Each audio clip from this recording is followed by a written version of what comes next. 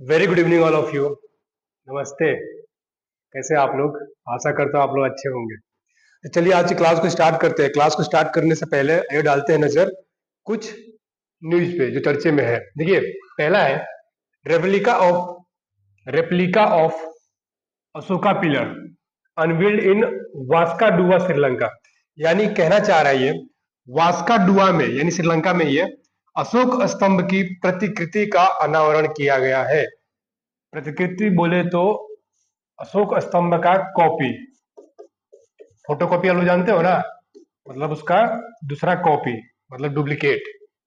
देखिए इन्होंने क्या किया है, श्रीलंका वालों ने एक रेप्लिका बनाया है अशोक स्तंभ का। दिख रहा होगा आप लोगों का। और कौन सी जगह पे किया है? श्रीलंका के वास्का डुआ में। कहाँ पे? वास्का डुआ में। ठीक है, एक जगह है श्रीलंका में, और वहां पे इन्होंने क्या बनाया है? अशोक स्तंभ का प्रतिकृति, यानी इसका इसका क्या बनाया है? रेप्लिका। ठीक है, क्या बनाया है? रेप्लिका। ठीक है, देखिए अब है क्या ये अशोक स्तंभ, तो आप लोग जानते होंगे 250 ईसा पूर्व में राजा अशोक ने, जो मौर्य साम्राज्य के एक राजा थे जिनका नाम अशोक है, उन्होंने बनाया था। किसको? ये अशोक स्तंभ को। ठीक है, अशोक स्तंभ को किसने बनाया था? अशोक स्तंभ को राजा मतलब अशोक ने एक मौर्य साम्राज्य के सम्राट राजा थे अशोक, मौर्य साम्राज्य का। देखिए अब बात करेंगे थोड़ा सा हम लोग ये अशोक स्तंभ के बारे में। इस अशोक स्तंभ में 4 शेर होते हैं, 4 शेर जिसके जो पीठ होते हैं एक दूसरे से जुड़े हुए होते हैं। ठीक है, ये चारों शेर है जो कुछ ना कुछ डिनोट करते हैं। ठीक है, वो क्या डिनोट करते हैं? एक शक्ति का, एक गर्व का, एक साहस का और एक आत्मविश्वास का प्रतीक है। ठीक है, किसका? शक्ति, साहस, गर्व और आत्मविश्वास का प्रतीक है। ठीक है, हमारे इंडिया में कुछ कुछ जगह पे यह अशोक स्तंभ लगाया गया है।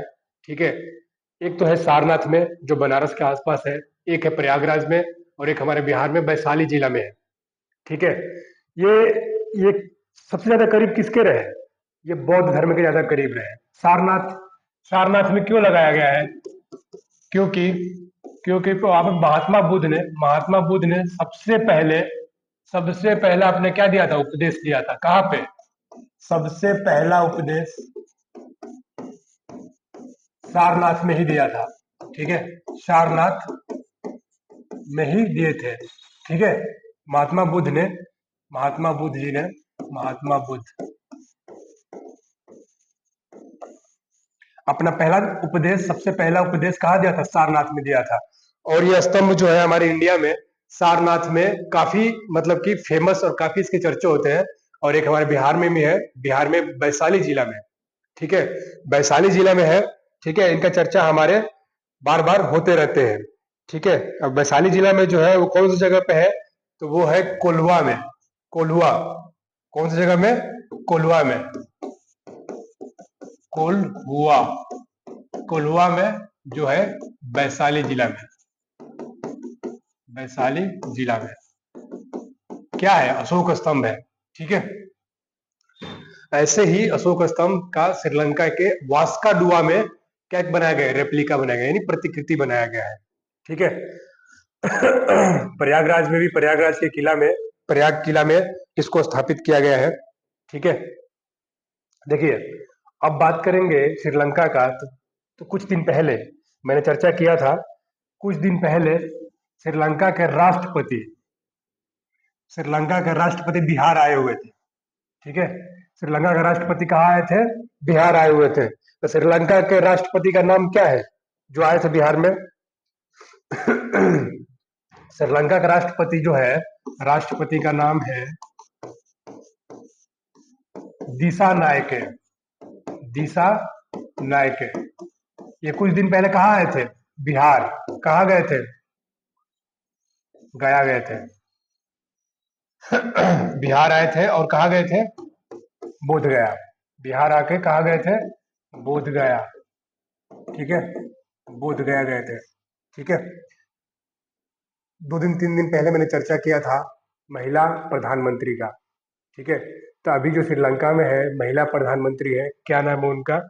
प्रधानमंत्री का नाम क्या है श्रीलंका का?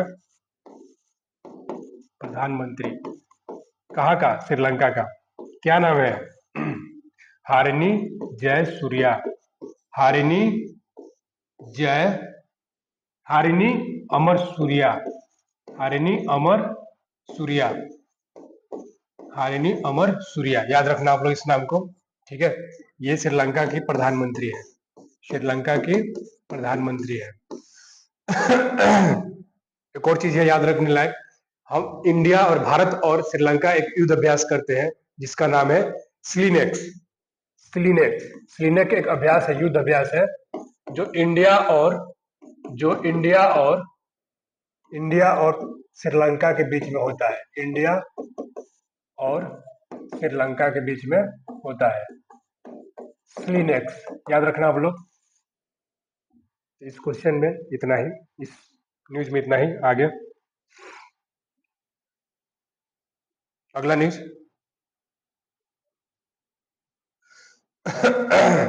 अगला न्यूज है, रूस के कामचटका प्रायद्वीप में कई शक्तिशाली भूकंप आए। सबसे शक्तिशाली भूकंप की तीव्रता 7.4 मापी गई। ठीक है, क्वेश्चन में है कि रूस में एक भूकंप आया है और भूकंप बहुत बार आया, जिसमें सबसे जो तीव्रता वाली है वो 7.4 मापी गई है। ठीक है, ये रिसेंट का न्यूज है, कल परसों का। ठीक है, तो बात आ रही है यहाँ पे भूकंप को मापने वाले यंत्र को क्या कहते हैं। इसमें कुछ ज्यादा नहीं है, भूकंप को मापने वाला यंत्र को, भूकंप मापी यंत्र को क्या कहते हैं? सिस्मोग्राफ। सिस्मोग्राफ। सिस्मोग्राफ आप याद रखना, भूकंप को मापने वाले यंत्र को क्या कहते हैं? सिस्मोग्राफ। और कहाँ आया था भूकंप? तो रूस में। ठीक है,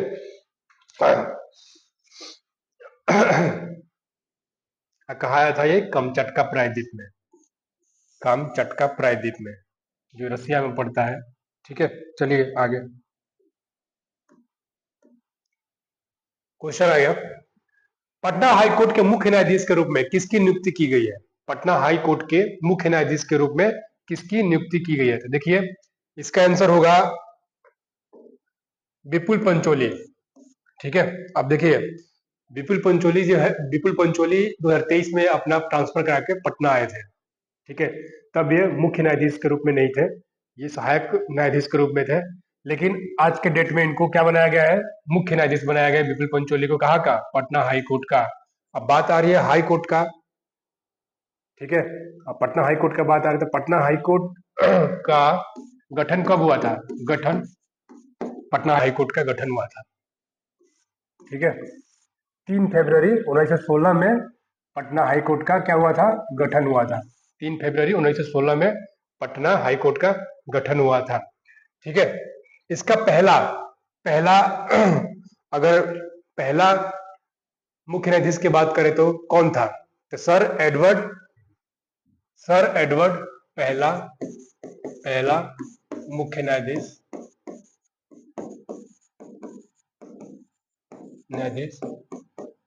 सर एडवर्ड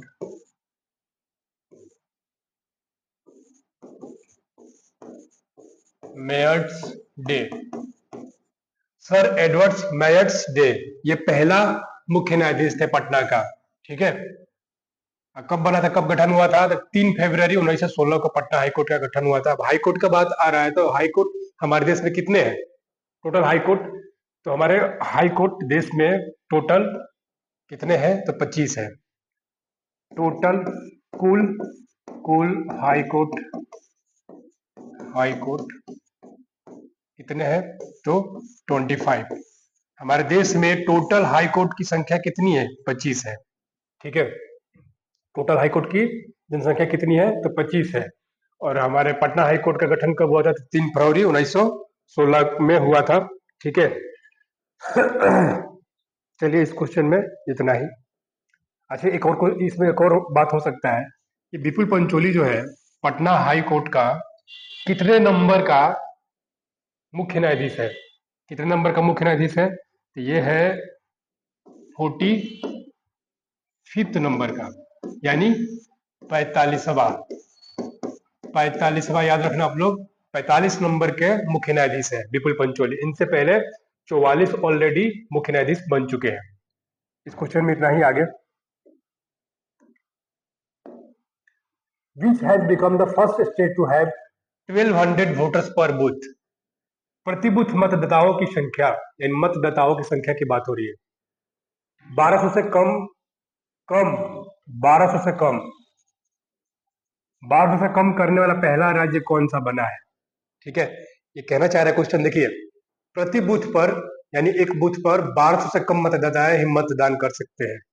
मान लीजिए कि आपके गांव में टोटल 10,000 वोटर है और वहां पे 6 ही बूथ है। ठीक है, तो अगर 1200 से अधिक एक मतदान पे एक बूथ पर मतदान करने के लिए कैंडिडेट जाएंगे, यानी मतदाता जाएंगे, तो बर्छक 72, यानी टोटल कितने दे पाएंगे? 7200 से ही लोग क्या करेंगे? मत दे पाएंगे। तो बाकी के लोग कहाँ जाएंगे? बाकी के लोग कहाँ मत देंगे अपना? यानी कि 2800 लोग और कहाँ जाएंगे? तो इसके लिए क्या होगा कि जहां पे 6 बूथ है वहां पे 10,000 लोगों के बूथ, 10,000 लोगों के लिए मतदान के लिए टोटल 9 बूथ बनाया जाएगा। मतलब कि सिंपल सी बात है, अगर जहाँ कम वोटर होंगे, मतलब जहाँ ज्यादा वोटर होंगे, वहां पे बूथ की संख्या ज्यादा बढ़ जाएगी। ठीक है, समझ रहे हैं आप लोग? बूथ की संख्या बढ़ाया जाएगा। ठीक है, यानी कि पर बूथ पे आप लोग कितना? 72 सॉरी, पर बूथ पे कितना? तो 1200 लोग क्या करेंगे? मतदान कर पाएंगे। आप लोग को पता है कि बिहार में अभी 26 में चुनाव होने वाला है।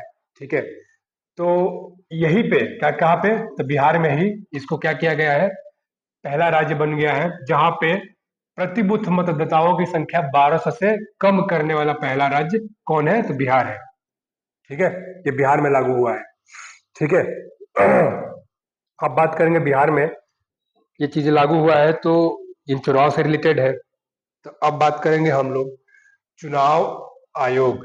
ठीक है, चुनाव आयोग को कौन सा आर्टिकल में रखा गया है? चुनाव आयोग को कौन सा आर्टिकल में रखा गया है? तो आर्टिकल नंबर अनुच्छेद संख्या 324 में।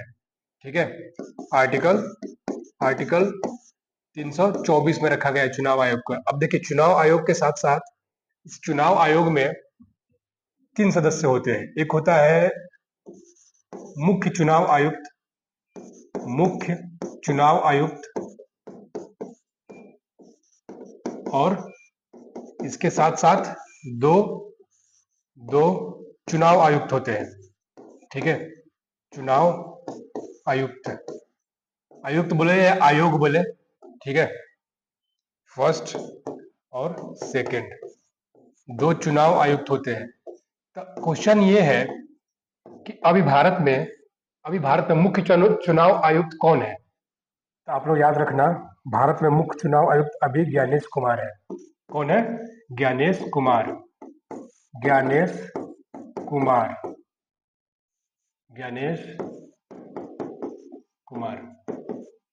ठीक है, और चुनाव आयुक्त कौन है?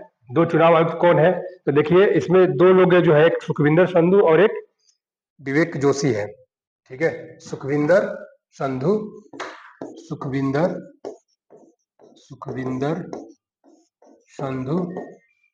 और विवेक जोशी। तो मुख्य चुनाव आयुक्त को किसमें रखा गया? आर्टिकल नंबर 324 में। सॉरी, चुनाव आयोग को कौन से आर्टिकल में रखा गया है? 324 में। और इसमें 3 सदस्य होता है। एक होता है मुख्य चुनाव आयुक्त यानी गणेश कुमार, और 2 इनके चुनाव आयुक्त होते हैं, पहला सुखविंदर संधू और दूसरा विवेक जोशी। ठीक है, इतना याद रखना आप लोग, क्वेश्चन आया हुआ है ये। ठीक है, और एक और चीज है इसमें, मतदाता दिवस कब मनाया जाता है? मतदाता दिवस कब मनाया जाता है? मतदाता दिवस कब मनाया जाता है? मतदाता दिवस कब मनाया जाता है? जनवरी में मनाया जाता है। ठीक है, कब मनाया जाता है ये? जनवरी में मनाया जाता है। और कब मनाया जाता है? तो ये 25 जनवरी को, 25 जनवरी को मतदाता दिवस के रूप में मनाया जाता है। ठीक है, देखिए क्वेश्चन था, प्रति बूथ मतदाताओं की संख्या 1200 से कम करने वाला पहला राज्य कौन सा बना है? तो बिहार। ठीक है, अभी चुनाव से रिलेटेड है, तो चुनाव से रिलेटेड, तो चुनाव आयोग को कौन सा आर्टिकल में रखा गया है? 324 में। ठीक है, और चुनाव आयोग में 3 सदस्य होते हैं, एक होता है मुख्य चुनाव आयुक्त और 2 चुनाव आयुक्त होते हैं। तो मुख्य चुनाव आयुक्त अभी कौन है? रिसेंट में ही इन्होंने अपना पद को संभाला है, जिनका नाम है ज्ञानेश कुमार। और चुनाव जो आयुक्त जो 2 है, सुखविंदर संधू और विवेक जोशी, ये 2 अलग से चुनाव आयुक्त है। ठीक है, चलिए इस क्वेश्चन में इतना ही। आगे, माइनिंग टूरिज्म प्रोजेक्ट लॉन्च करने वाला भारत का पहला राज्य कौन बना है? आप समझ रहे हो, माइनिंग टूरिज्म प्रोजेक्ट की बात कर रहे हैं। ठीक है, माइनिंग मतलब खुदाई होता है। अब खुदाई वही होता है जहां पे खदान होगा। ठीक है, जहां खुदाई वही होगा जहां पे खदान होगा। तो देखिए, ये जो बात, ये क्वेश्चन है, ये कहाँ से आया है? तो ये झारखंड का, इसका आंसर होगा झारखंड। ठीक है, क्योंकि खदान वहां पे बहुत ज्यादा है, आप लोगों को पता होना चाहिए। अब क्या झारखंड सरकार क्या करना चाह रही है? झारखंड सरकार के पास अब टूरिज्म से रिलेटेड कुछ है नहीं, काफी पिछड़ा है वो। ठीक है, तो ये इसके पास खदान बहुत ज्यादा है। ये चाह रहा है कि बहुत सारे लोग चाहते हैं कि खदान को देखें, तो ये टूरिज्म को बढ़ावा देने के लिए अब क्या करेगा? ये खदान को टूरिज्म सेक्टर में जोड़ रहा है, अपने खदान को। खदान मतलब कि आए लोग खदान देखें, और कुछ जो रुपया पैसा, जो उससे कुछ क्या कहते हैं, पैसा बनेगा, वो उनके अर्थव्यवस्था के लिए, अर्थव्यवस्था में उसको आगे लेके जाएगा झारखंड को। ठीक है, देखिए झारखंड को क्या करेगा? ये माइनिंग टूरिज्म प्रोजेक्ट से जोड़ रहा है ये, मतलब खदान को लोगों को क्या करेगा? लोगों के लिए खोल देगा, कुछ पैसे लेकर उनको क्या करेगा? दिखाएगा। ठीक है, अब झारखंड की बात करें तो झारखंड झारखंड जो है बिहार से अलग हुआ है। ठीक है, कहाँ से अलग हुआ है? बिहार से। तो बिहार से कब अलग हुआ था? ठीक है, ये क्वेश्चन एक आया हुआ है, अभी रिसेंट की बात कह रहा हूँ, कि 15 नवंबर क्वेश्चन आया है, 15 नवंबर 2000 को कौन सा राज्य का निर्माण हुआ है? 15 नवंबर 2000 में कौन सा राज्य का निर्माण हुआ है? तो वो है झारखंड। ठीक है, यानी कि झारखंड बिहार से कब अलग हुआ है? 15 नवंबर 2000 को। और 15 नवंबर को ही कि जनजातीय गौरव दिवस मनाया जाता है। जनजातीय गौरव दिवस मनाया जाता है, गौरव दिवस मनाया जाता है। किसके याद में?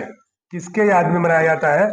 तो बिरसा मुंडा के याद में, बिरसा मुंडा के याद में ये मनाया जाता है। अब बात करें झारखंड की, तो झारखंड के राज्यपाल का क्या नाम है? झारखंड के राज्यपाल का क्या नाम है? बिहार के झारखंड के राज्यपाल का नाम है संतोष गंगवार। संतोष गंगवार, राज्यपाल संतोष गंगवार। ठीक है, सीएम का नाम क्या है? तो हेमंत सोरेन। हेमंत सोरेन, ये क्वेश्चन आया हुआ है, राज्यपाल बता रहा हूं, राज्यपाल आ रहा है क्वेश्चन। ठीक है, राज्यपाल कौन है? तो संतोष गंगवार है। और सीएम कौन है? तो हेमंत सोरेन। ठीक है,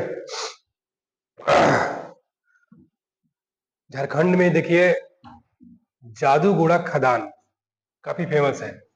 जादूगोड़ा, जादूगोड़ा खदान, ये किस चीज के लिए फेमस है? तो यूरेनियम के लिए। ठीक है, यूरेनियम बहुत मात्रा में यहाँ पे है। ठीक है, जादूगोड़ा का खदान यूरेनियम के लिए फेमस है, जो ये झारखंड में ही है। ठीक है, अब देखिए बिहार के 8 जिला झारखंड को टच करते हैं।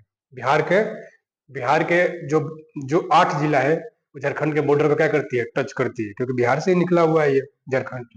ठीक है, इसके अलावा और क्या हो सकता है? इसके अलावा और क्या बताऊं मैं आप लोगों को? चलिए इसमें इतना ही। आगे, दुनिया का सबसे बड़ा ग्रीन स्टोरेज प्लांट, ये ग्रीन स्टोरेज नहीं है, ग्रेन स्टोरेज है। क्या है? ग्रेन। ग्रेन बोले तो अनाज, अनाज। Which country is set to launch world's largest grain storage? देखो यहाँ पे है grain storage plan in cooperative sectors.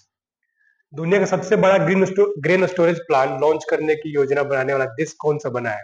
देखिए अब क्या कह रही है क्वेश्चन, ग्रेन बोले तो अनाज का स्टोरेज, अनाज का भंडारण करने की प्लान बन रहा है कि जो फ्यूचर में जब कभी महामारी आए, ठीक है, फ्यूचर में कभी महामारी आए तो ये अनाज जो स्टोर करेंगे, ये अनाज अनाज के रूप में भी होगा और बीज के रूप में भी होगा। अलग अलग तरह के सारे जितने भी बीज आते हैं, ब्रीड आते हैं, वो सारे क्या करेंगे, उसको स्टोर करेंगे ये लोग, ठीक है, ताकि फ्यूचर में कभी बड़ी महामारी आए, या आप लोग देख ही रहे हो हर जगह पे परमाणु बम की धमकी दी जा रही है, तो उसको ऐसे स्टोरेज करने की ये लोग क्या कर रहे हैं, कोई पायलट प्रोजेक्ट लॉन्च किया है इंडिया वालों ने। इसमें इंडिया है, इंडिया इसमें मतलब इंडिया ने ही ये काम करना स्टार्ट किया है। तो कहाँ कहाँ इसका पायलट प्रोजेक्ट स्टार्ट कर दिया है? पायलट प्रोजेक्ट राजस्थान में, तेलंगाना में, तमिलनाडु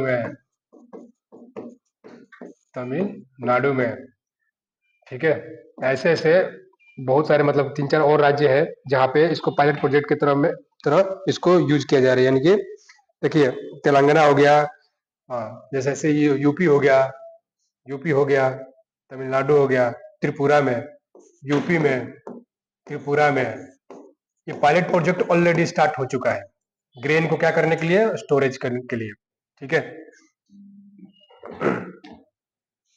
एक है PMFBY यानी प्रधानमंत्री फसल बीमा योजना। प्रधानमंत्री फसल बीमा योजना ये कब स्टार्ट हुआ था?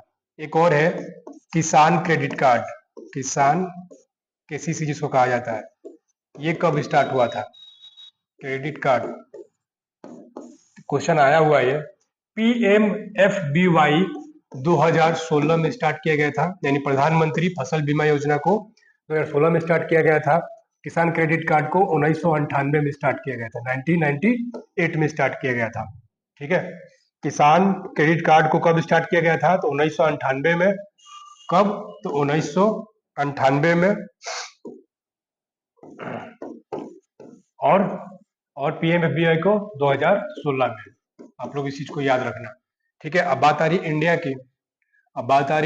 की, तो इंडिया में कुछ चीजें हुआ है। इंडिया को टॉप 4 अर्थव्यवस्था में, मतलब वर्ल्ड के टॉप 4 में अर्थव्यवस्था में नाम आता है। यानी कि भारत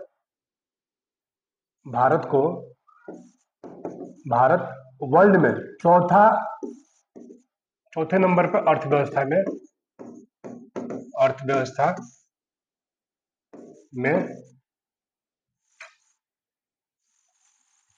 भारत जो है चौथे नंबर यानी 4th नंबर के देश है। फोर्थ नंबर की क्या है? 4th नंबर के देश बन गया है। किस चीज में बन गया है? अर्थव्यवस्था में 4th नंबर का देश बन गया है। कौन? भारत। खेलो इंडिया यूथ गेम कहाँ हुआ था? बिहार में। कहाँ हुआ था खेलो इंडिया यूथ गेम? बिहार में, ठीक है। खेलो इंडिया बीच गेम कहाँ हुआ था? दीव में। इंडिया से रिलेटेड बता रहा हूं मैं आप लोगों को। खेलो इंडिया के बात कह रहा हूं तो इंडिया से रिलेटेड। खेलो इंडिया बीच गेम इंडिया से रिलेटेड। अर्थव्यवस्था किसका? भारत का। कितने नंबर का है? चौथा नंबर का, ठीक है। और क्या हो सकता है इसमें? चलिए इतना ही इसमें। आगे ऐतिहासिक चोला गंगम झील का पुनर्जीवित करने के लिए किस राज्य ने प्रोजेक्ट लॉन्च किया है? ऐतिहासिक चोला गंगम झील, देखिए एक झील है गंगम, जो चोल वंश के एक राजा थे जिन्होंने बनाया था, ठीक है। उसको क्या करना है? इसको पुनर्जीवित करने की कोशिश किया जा रहा है। तो ये कहाँ पे है? तो तमिलनाडु में है। कहाँ पे है? तो ये तमिलनाडु में है। इसको क्या करेंगे ये लोग? इसको फिर से इसको जीवित करने की कोशिश कर रहे हैं। इसमें क्या है कि ये लोग इस झील को पुनर्जीवित करने के लिए 19 करोड़, मतलब तमिलनाडु की सरकार जो है 19 करोड़ रुपए लगाकर, 19 करोड़ के खर्च लगाकर क्या करेगा? इसको पुनर्जीवित करेगा। और किसके द्वारा बनाया गया था? देखिए, एक चोल वंश का शासक था, और चोल वंश का शासक, चोल वंश के शासक की पहचान क्या था, सिंबल क्या था? चोल वंश का सिंबल, चोल वंश का पहचानने का सिंबल, सिंबल, प्रतीक चिन्ह, सिंबल जिसको कहा जाता है, बाघ था। क्या था? बाघ। और जिसने इस झील को बनाया, गंगम झील, तो उसका नाम था राजेंद्र चोल। ठीक है, राजेंद्र चोल। राजेंद्र चोल द्वारा ये गंगम झील को बनाया गया था, राजेंद्र चोल,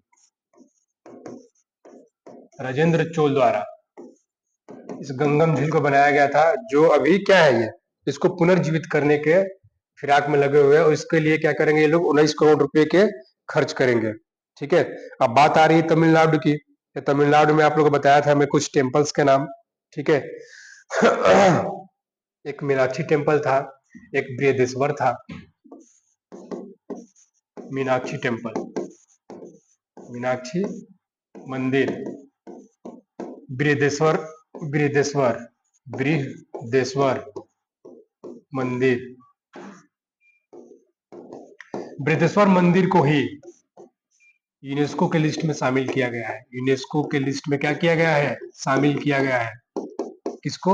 बृहदेश्वर मंदिर को शामिल किया गया। ठीक है,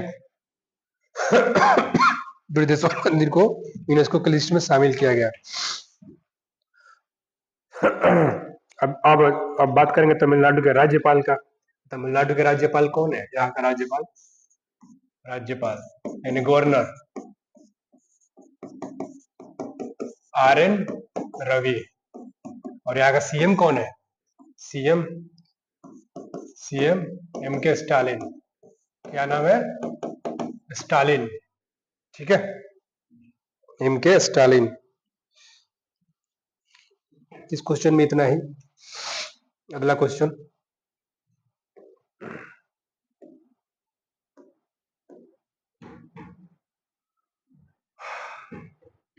देखिए क्वेश्चन क्या कह रहा है। ऑस्कर फॉर मैजिशियन 2025 अवार्ड जीतने वाली पहली भारतीय महिला कौन बनी? ये किसने और कौन ऑर्गेनाइज करता है? तो FISM 2025, यानी FISM करता है। FISM का फुल फॉर्म क्या होता है? The international, international federation, federation of of magic society, society. ठीक है, ये FISM 2025, यानी कि ये जो है FISM ऑर्गेनाइज किया था। ठीक है, एक अवार्ड, वो क्या है अवार्ड? Oscar for magician. ठीक है, देखिए भारत की लेडी है, ठीक है, जिनको ये अवार्ड मिला है, वो क्या करती है? जादू करती है। वो ट्रिक की बेसिस पे जादू करती है। आप लोग देखे भी होंगे कहीं कहीं रील में, इंस्टाग्राम रील में, या कहीं भी देखे होंगे आप लोग इनको। इनका नाम है सुहानी शाह। क्या नाम है? सुहानी शाह। ठीक है, ये क्या करती है? ट्रिक से मैजिक करती है। ट्रिक से, एक ट्रिक होता है, और वही से उससे क्या करती है? जादू करती है, माइंड से खेलती है, दिमाग से खेलती है। इनका नाम है सुहानी शाह, और इनको क्या दिया गया है? ऑस्कर फॉर मैजिशियन 2025 अवार्ड जीतने वाली पहली पहली भारतीय महिला कौन बनी? सुहानी शाह। ठीक है, इसमें ज्यादा कुछ नहीं है। आगे, IMF की डिप्टी चीफ, IMF यानी इंटरनेशनल मॉनेटरी फंड की डिप्टी चीफ के पद से किसने इस्तीफा दिया? देखिए, इसका डेप्यूटी चीफ जो थी वो गीता गोपीनाथ थी। इन्होंने क्या किया? इस्तीफा दे दिया अपने पद से। ऐसे नहीं कि गुस्सा में दिया है इन्होंने पद से इस्तीफा। होता है ऐसे भी, कभी कभी कई बार होता है कि इस जॉब से अच्छा जॉब कहीं और लग जाता है, तो हम अपने जॉब से इस्तीफा दे देते हैं, रिजिग्नेशन दे देते हैं। ठीक है, ऐसा ही कुछ हुआ इनके साथ, गीता गोपीनाथ के साथ। ये हार्वर्ड यूनिवर्सिटी में, हार्वर्ड, हार्वर्ड यूनिवर्सिटी में इनको जॉब, मतलब यूनिवर्सिटी में ये as a economics professor, economic, economics as a economic professor join कर लिया है। ठीक है, हार्वर्ड यूनिवर्सिटी में as a economics professor join कर लिया है, मतलब अर्थशास्त्र के ये क्या बन गई प्रोफेसर, कहाँ पे, हार्वर्ड यूनिवर्सिटी में। ठीक है, इसलिए इन्होंने क्या किया, आईएमएफ के डिप्टी चीफ से क्या किया उन्होंने, क्या कर दिया, इस्तीफा दे दिया। ठीक है, Gita Gopinath.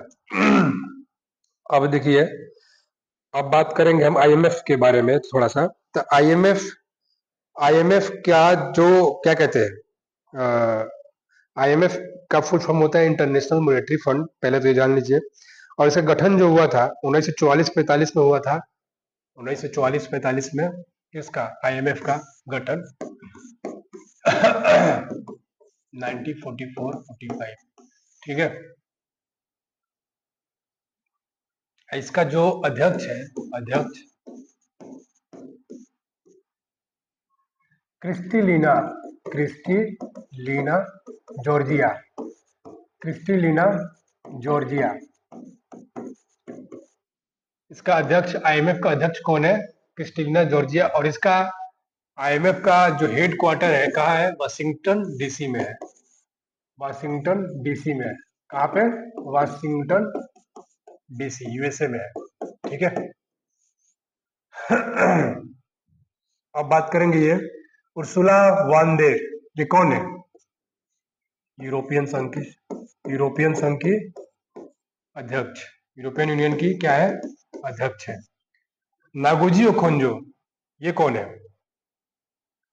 Ngozi Okonjo, Andre Azoulay, Andre Azoulay जो है यूनेस्को की, यूनेस्को का अध्यक्ष। और ये जो है नागोजी ओकोंजो, ये विश्व व्यापार यानी डब्ल्यूटीओ, डब्ल्यूटीओ का अध्यक्ष। ठीक है, आप याद रखना।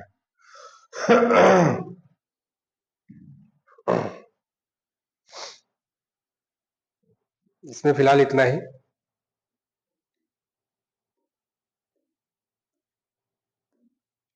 कौन सा देश को अगले 3 विश्व टेस्ट चैंपियनशिप का मेजबानी करने का मौका मिल रहा है। ठीक है, ये अभी डिसाइड हुआ है, अभी आईसीसी का एक कॉन्फ्रेंस हुआ है। ठीक है, आईसीसी यानी इंटरनेशनल क्रिकेट काउंसिल का एक कॉन्फ्रेंस होता है, ईयरली होता है। आईसीसी, आईसीसी कॉन्फ्रेंस कहाँ पे हुआ है, तो सिंगापुर में। ठीक है, सिंगापुर में।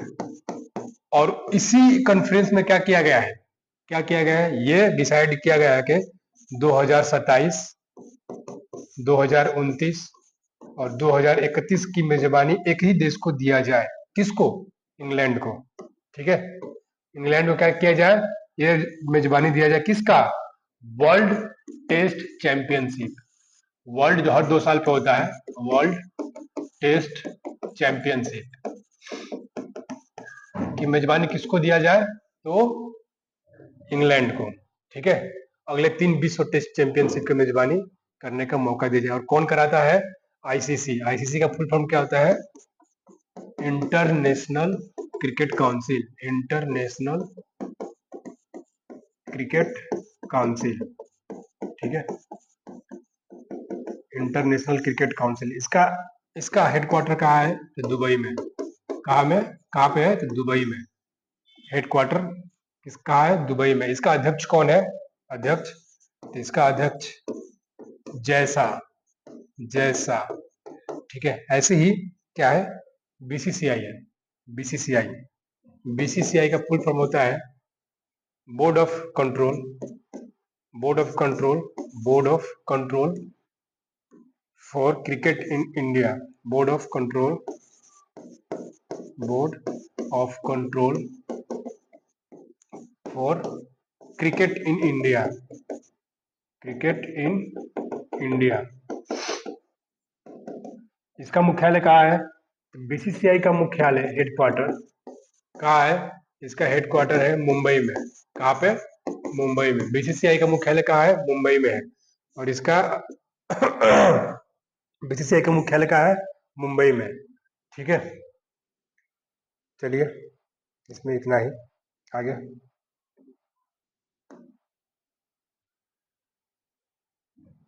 Ed Falcivax vaccine that was recently seen in news is related to which disease? एड फाल्सीवैक्स वैक्सीन किस बीमारी से संबंधित है, ये है मलेरिया से, ठीक है, किससे है? मलेरिया से। ये एक वैक्सीन है जो मलेरिया की बीमारी से संबंधित है, ठीक है। अब देखिए मलेरिया, अब मलेरिया की बात आ रहा है तो मलेरिया किससे होता है? मच्छर के काटने से होता है। आप लोगों ने नाम सुना होगा एनाफिलीज मच्छर, सुना होगा, ठीक है। तो ये कैसे होता है मलेरिया? मलेरिया को देखिए, मलेरिया की बात आ रही है तो मलेरिया की बात आ रही है तो मलेरिया से ये याद आया मुझे कि मलेरिया से WHO ने मलेरिया फ्री देश, यानी मलेरिया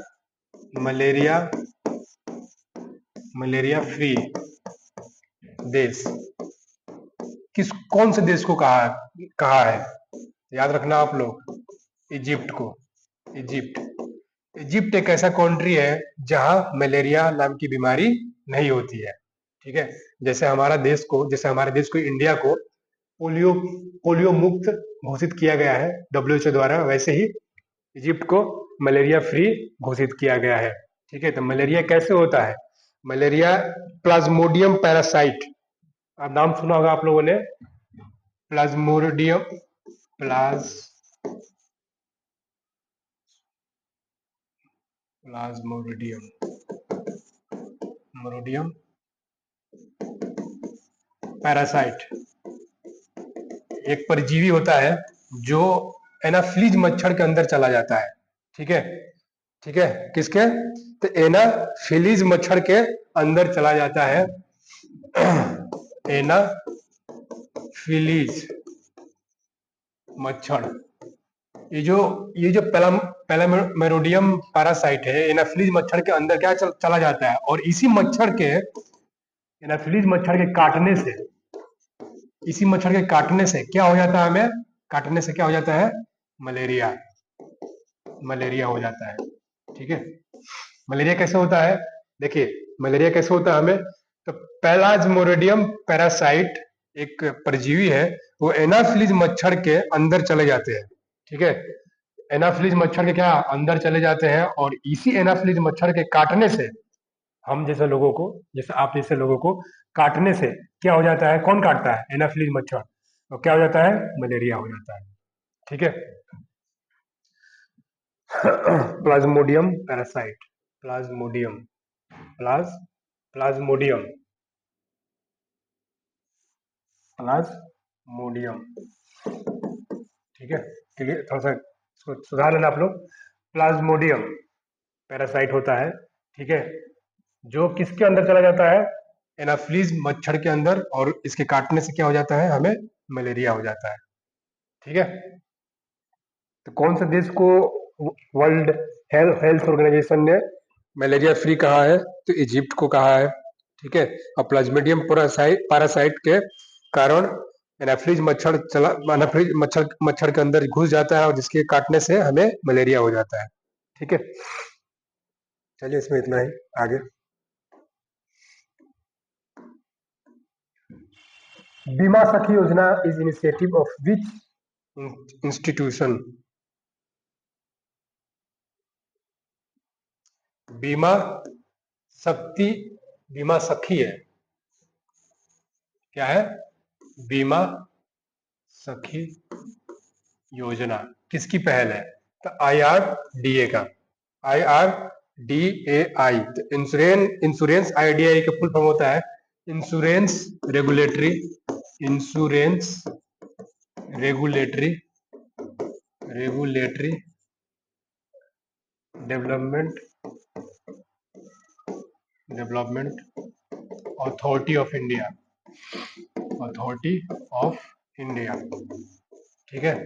तो बीमा सखी योजना किसकी पहल है? तो IRDA का, insurance regulatory development authority of India. देखिए क्या है इसमें, इसमें लेडीज को, औरतों को एजेंट के रूप में तैयार करना, यानी उनको मतलब कि इस बीमा सखी योजना में ये करेंगे, ये लोग लेडीज को तैयार करेंगे एक एज अ इंश्योरेंस एजेंट, ठीक है। आप लोग जानते हो, आप लोग आसपास बहुत सारे इंश्योरेंस एजेंट जो LIC के होते हैं, क्या करते हैं? घूमते रहते हैं। वैसे ही IRDAI का एक पहल है जो बीमा सखी योजना योजना है, ठीक है, जिसमें लेडीज लोगों को क्या करेंगे ये लोग? यानी लेडीज को सशक्ति यानी वुमेन एम्पावरमेंट की बात हो रही है यहाँ पे, लेडीज को सशक्तिकरण को बढ़ाना। ठीक है, वहां पे क्या करेंगे, मतलब कि एक तरह से उनको काम देना है ये। ठीक है, वो एज ए LIC एजेंट के काम करेंगे। ठीक है, बीमा सखी योजना के तहत। ठीक है, आगे।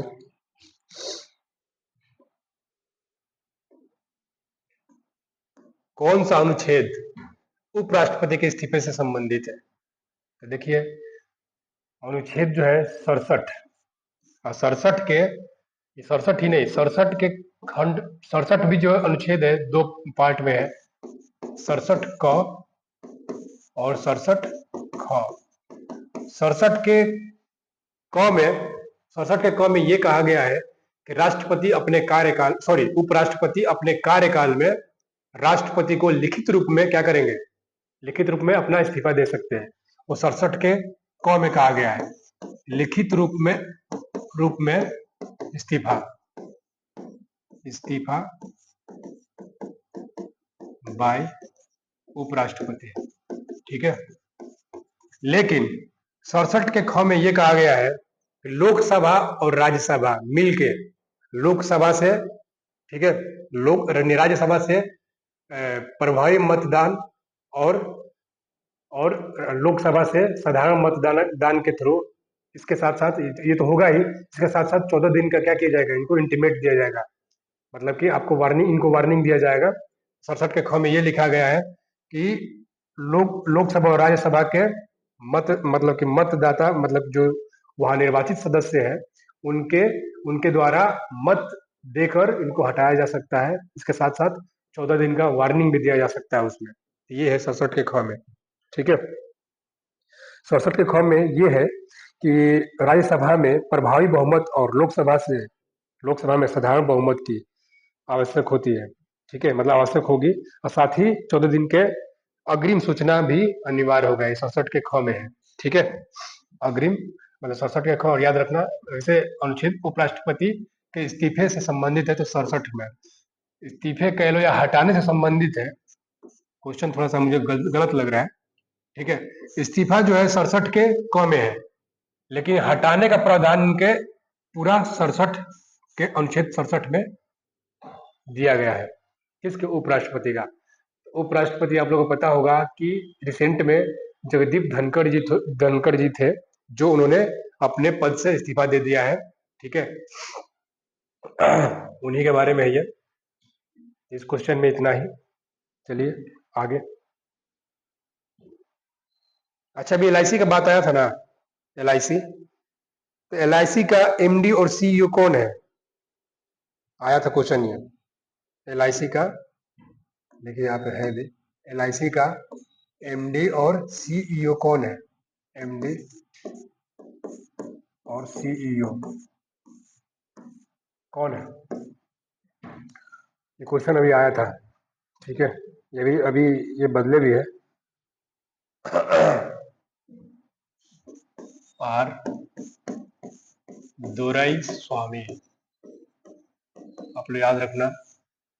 LIC का MD और CEO कौन है, R दोराईस्वामी। ठीक है, चलिए आगे।